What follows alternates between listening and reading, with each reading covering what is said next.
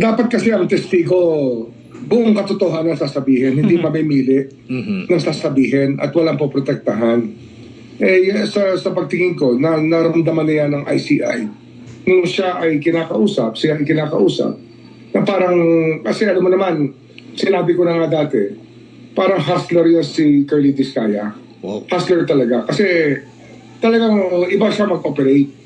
Kaya, yun, may problema tayo kung selective ang kanyang mga sinasabi at hindi siya tell-all.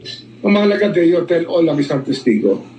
Ayan, so marami siyang pinipigil na hindi dapat na dapat ay sabihin na secretary, sir. Ganon nga. At meron siyang pinipili at meron siyang pinaprotektahan. Mahirap yun. Wala na, finish na talaga. Niliko na nila yung issue. Ay nako. Paano naman niya nasabi na selective lang yung sinasabi ni Diskaya? Bakit? May binigay ba silang script? At pinipili lang doon yung sinasabi ni Diskaya? Kung sino yung pwedeng banggitin? Isa lang yung malinaw eh.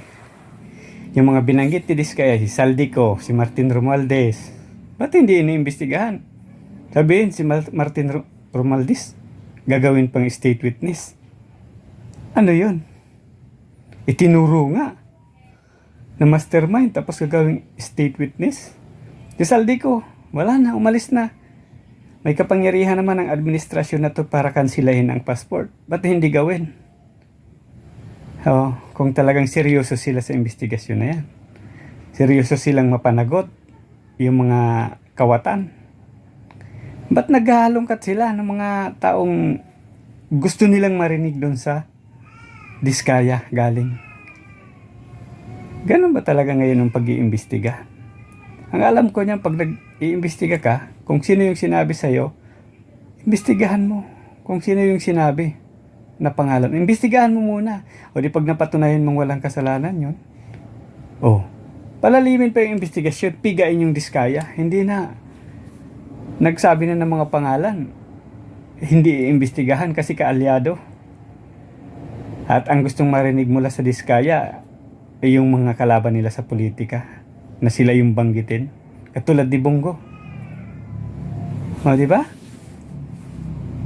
Ay nako, walang kwenta yung gobyernong ito. Wala na.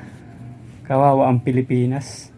Nakapwesto yung mga ganyang politiko na nandyan. Kawawang Pilipinas.